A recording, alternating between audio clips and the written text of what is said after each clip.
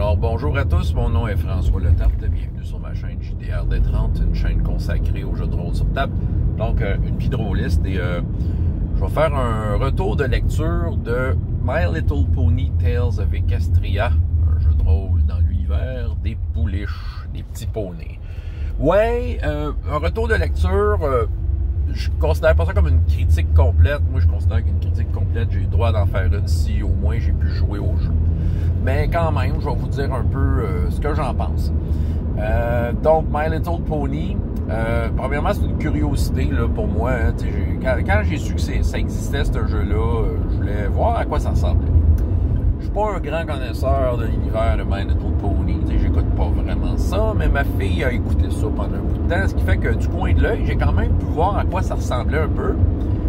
Et malgré que c'est une émission de télé qui est là au final pour te vendre des jouets, il y a quand même de quoi par rapport à les anciennes séries de My Little Pony là, avant qui était comme pas vraiment bon. Là, il y a comme l'histoire de la substance, il y a un univers autour de ça. Bref, il y a de la matière pour faire des aventures. Donc, pour moi, c'est sûr que je voyais comme le potentiel, en fait, d'un jeu de rôle. Il y a moyen de faire des aventures là-dedans. Donc, le jeu de rôle, je vais dire deux choses en partant. Deux affaires complètement différentes, mais je vais dire deux choses. Pour commencer, c'est un excellent jeu de rôle. Dans le sens que ce qu'il propose va très bien de pair avec ce que la fiction, l'émission de télé propose. On peut vraiment simuler des aventures dans My Little Pony, là où un groupe d'amis réussit à régler des problèmes. Okay? Des problèmes de toutes sortes. D'habitude, c'est des problèmes qu'on retrouve dans l'émission. Fait que je vais peut-être y revenir un peu. Fait que oui, le jeu de rôle est très bon. Je veux dire, vous aimez ça, My Little Pony, ben, ce jeu-là, il est pour vous.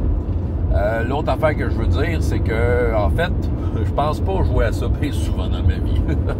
Pourquoi je le lis, là, présentement? Pourquoi je me suis donné la peine de le lire? C'est que j'ai décidé de le proposer comme activité de bibliothèque cet été. Donc, je voulais évidemment être prête et voir à quoi ça ressemblait en tant que meneur de jeu. Je l'ai déjà essayé en tant que joueur, il faut dire, à Draconis, là, 2 ans. C'était bien le fun.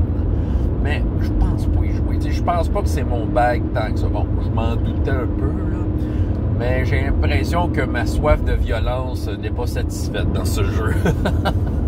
Mais quand même, le jeu il est bon, mais c'est vraiment pas mon bag. Ça tombe dans une case où, je sais pas, j'ai l'impression que je ferais le tour rapidement de ce que j'ai envie de faire là-dedans.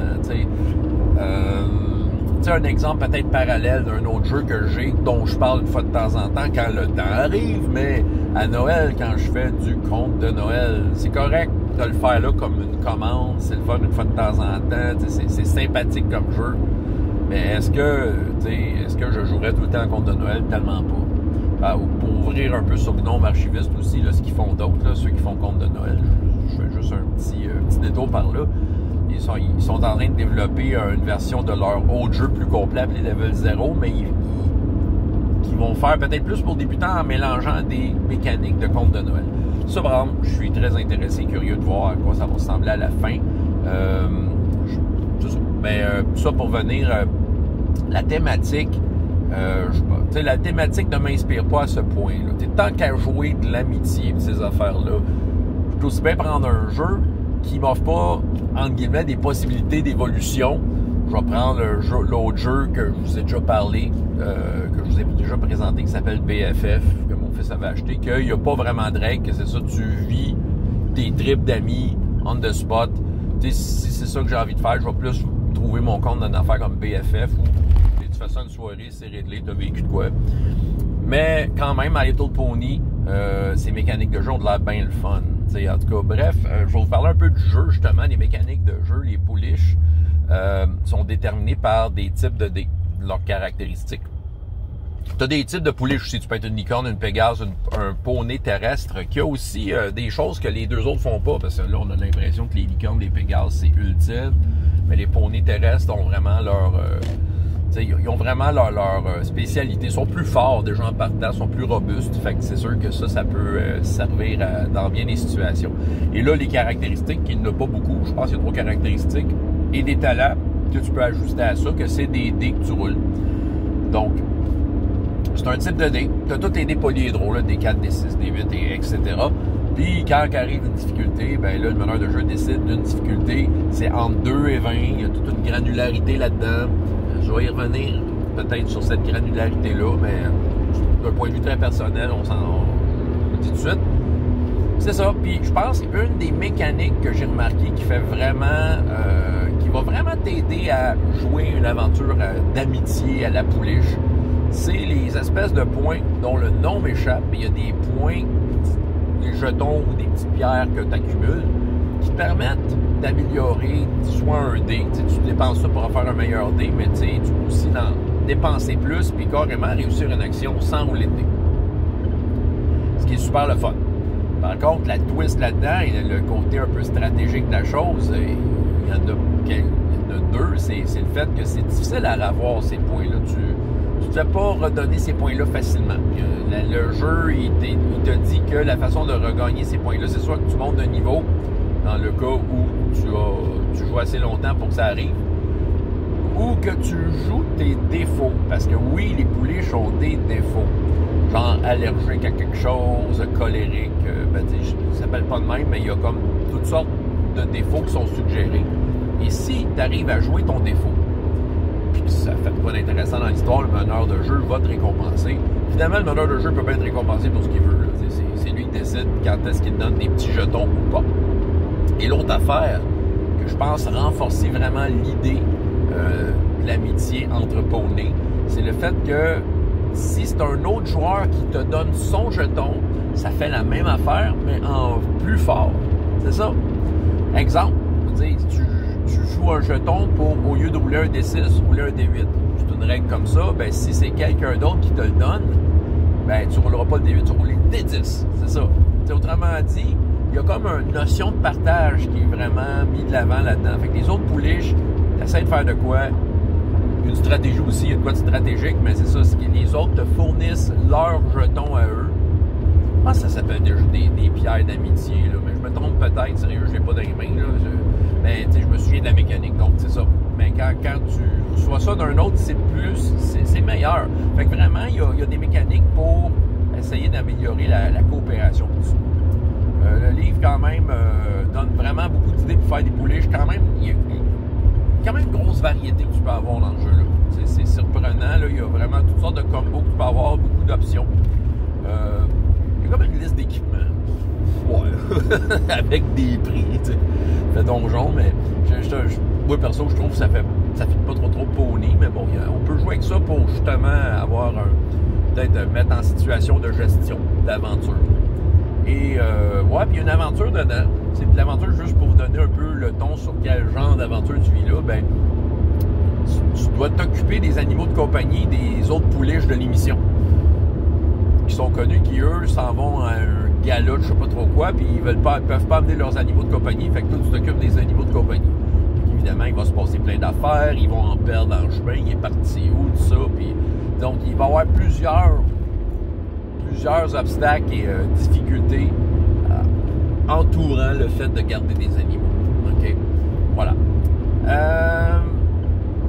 Écoute, le jeu, écoute, je vais un peu faire l'état de ce que je préfère du jeu, ce que j'ai vraiment aimé du jeu et de ce que j'aime moins. Écoute, l'affaire qui m'a le plus surpris, c'est la section conseil aux meneurs de jeu. Vraiment, là, écoute, un meneur de jeu débutant là, qui a besoin de se mettre en confiance sur comment faire ça, là, je pense que c'est une des meilleures sections de meneurs de jeu que j'ai lues. Sérieux, c'est comme un 2 pages. Toutes les rôlistes d'expérience ont ça, c'est tout de l'évidence, mais de l'évidence bien expliquée. Tu sais, un paragraphe concis qui t'explique comment ça marche. Écoute, c'est tellement... Je trouve ça tellement épatant que je pense que je vais faire juste une vidéo pour vous lire cette section-là. Parce que je trouve que ça a juste du gros bon sens. Je présenterai un meneur de jeu qui part de n'importe quel jeu, autre que My Little Pony ou celui-là, là, peu importe. Là, dans le fond, un meneur de jeu débutant qui se lance à être meneur de jeu, je disais, va lire ces 2 pages-là. Parce que ces conseils-là s'appliquent à tous les jeux de rôle. C'est des conseils qui ont du bon sens pour de vrai. C'est que ça, je trouve qu'il y a vraiment de quoi qui ressort là-dedans. Mais évidemment, ce que j'apprécie, c'est, comme j'ai dit au début, vraiment le fait que le jeu, il est vraiment harmonieux avec l'œuvre de départ. L'autre affaire, c'est pas mal ça. En fait, l'affaire que j'aime moins, puis c'est le point de vue mécanique, je l'ai abordé un peu tantôt, mais c'est la façon de déterminer les difficultés. Il y a comme une espèce de granularité que je trouve pas nécessaire. T'sais, c'est ça qui arrive. Il y a comme une espèce de granularité qui va peut-être un peu trop loin. Moi, j'aime ça en tant que meneur de jeu, que ça soit clair, les difficultés, que ça soit des blocs précis. Donjons et Dragons 5e édition le font. Très facile 5, facile 5, très facile, modéré 10, en tout cas, c'est ça, vous savez ce que je veux dire, ça monte 5, 10, 15, 20, comme système des 20, comme Star Wars D6 c'était à une certaine époque, c'est ça, j'aime ça. Mais tu sais, jouer avec les entre-deux tout le temps, tu sais, dire, OK, parce que là, ils mettent des qualificatifs à chaque chiffre. Tu sais, 2, c'est ultra facile, 3, c'est très facile, 4, c'est facile, 5, c'est moins facile, 6, ça commence à être un peu plus d'ouvrage. Puis là, tu sais, ça monte de même jusqu'à temps que, je pense, la dernière étape, c'est genre, tu veux rire de moi, là, tu sais, genre le dernier.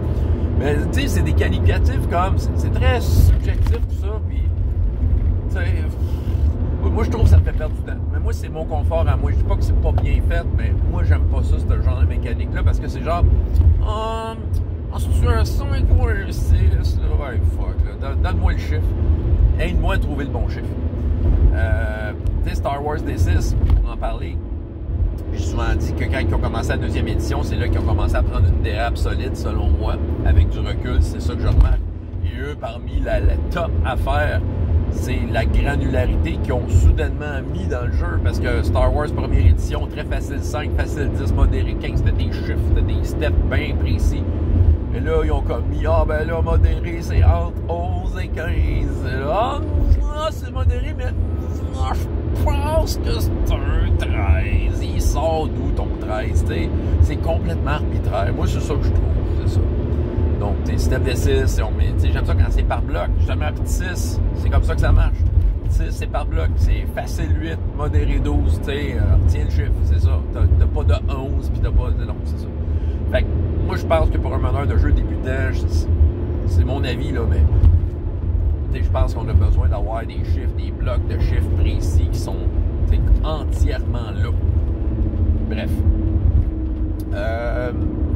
C'est ça. Ben, écoute, comme je dis, je pense pas que c'est mon bag. Je pense pas que c'est le genre de jeu que je vais rejouer tant que ça.